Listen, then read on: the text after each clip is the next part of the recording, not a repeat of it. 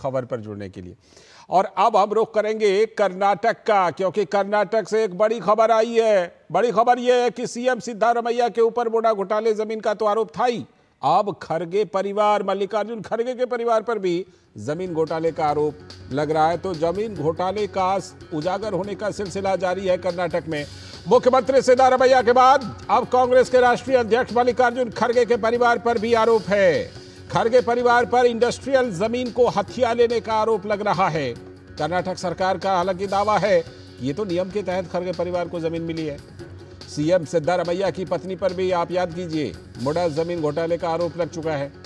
तो वहां प्रमुख विपक्षी पार्टी बीजेपी ने कहा कि कांग्रेस की सरकार तो बनते ही भ्रष्टाचार का बोलबाला शुरू हो जाता है। राज्य के प्रमुख विपक्षी पार्टी बीजेपी ने मुख्यमंत्री सिद्धारमैया से एक बार फिर से इस्तीफा मांग लिया है। तो पहले मुख्यमंत्री सिद्धारमैया के राज में मुडा घोटाला का मामला आया, अब मल्लिकार्जुन खरगे के परिवार के सदस्य को एससी कोटे में 5 एकड़ जमीन आवंटित हो गया, ऐसा आरोप है। सिद्धार्थ विहार ट्रस्ट ये नाम है, उसमें पहला नाम मल्लिकार्जुन खरगे और राधा कृष्णन उनके दामाद हैं, उनकी पत्नी प्रियांक खरगे जो उनके पुत्र हैं, राहुल खरगे, ये सब सदस्य हैं उसमें। तो प्रदेश के संसाधन क्या परिवार को दिया जा रहा है, ये बीजेपी आरोप लगा रही है और मुख्यमंत्री सिद्धारमैया से इस्तीफे की मांग कर रही है। तो भाजपा के प्रवक्ता गौरव भाटिया ने कर्नाटक के सीएम सिद्धारमैया से तुरंत इस्तीफे की मांग की। साथ ही उन्होंने कहा कि नैतिक जिम्मेदारी लेते हुए प्रियांक खरगे और मल्लिकार्जुन खरगे को भी इस्तीफा दे देना चाहिए। उन्होंने कहा कि कांग्रेस भ्रष्टाचार की पर्यायवाची है। पहले मुख्यमंत्री सिद्धारमैया, उनकी नाक के नीचे मुडा स्कैम होता है, इसके साथ वाल्मीकि डेवलपमेंट कॉरपोरेशन स्कैम होता है। अब सामने आया है हाईटेक डिफेंस एरोस्पेस पार्क है और इस पार्क में अलॉटमेंट होने थे वहां की जनता के लिए, जो एंटरप्रेन्योर्स हैं उनके लिए।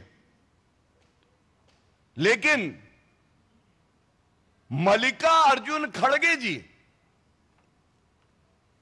और उनके जो परिवार के सदस्य हैं, जिसकी सूची मैं आपके सामने रखूंगा तो आप भी घबरा जाएंगे, एससी कोटे में, साधारण वर्ग में नहीं, एससी कोटे में इनको एक 5 एकड़ का लैंड अलॉट होता है।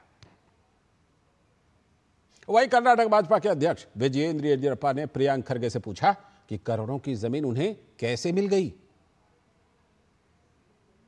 5 acres of civic amenities plot, the plot which is right next to Bangalore International Airport. This plot is worth crores. It's very valuable land. My question is, if at all government wanted to allot this property, how many applicants were there who were interested in the CA plot? Why only Kharge Family's Trust was chosen for the allotment? तो प्रियांक खरगे ने जवाब देते हुए कहा कि यह जमीन कारोबारी नहीं है और ना ही ये मुनाफे के लिए है। BJP can say what they want, but they also have to tell in front of the people, right? How is this illegal or what is illegal about it? Okay, it's a CA site. The half-wit BJP is not even able to understand it is not an industrial plot meant for industry. It is not for profit. It's an educational thing.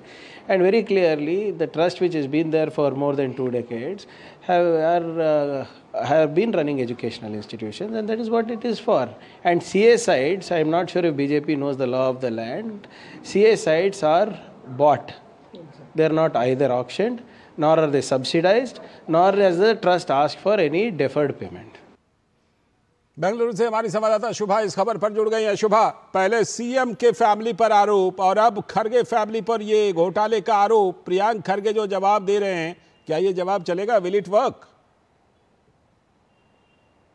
Priyank Kharge अभी जो इन्होंने जवाब कहा है, education trust के लिए जिन्होंने 5 एकड़ जमीन को लॉट किया, पर उस प्लॉट पर पे एजुकेशन कैसे चल रहा है और एजुकेशन के बारे में लोगों के लिए जो प्रियांक खरगे और जी बोलिए, देख सकते हैं उनके बोलिए शुभा।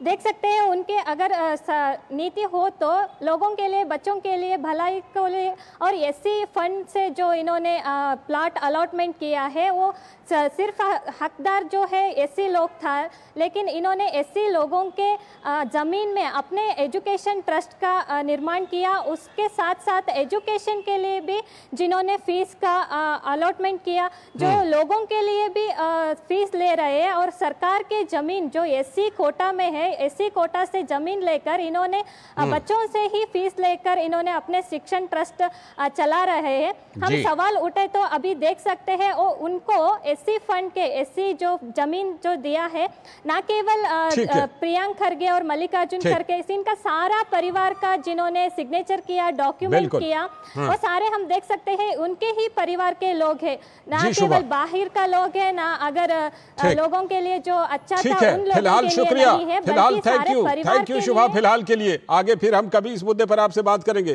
फिलहाल आपका बहुत बहुत शुक्रिया शुभा। और अब रुख करेंगे झारखंड का, जहां चंपई सोरेन पूर्व मुख्यमंत्री के बीजेपी में शामिल होने की खबरें आ रही हैं। वो शामिल होंगे। झारखंड के पूर्व मुख्यमंत्री चंपई सोरेन ने अब साफ कर दिया है कि वो बीजेपी में शामिल होंगे।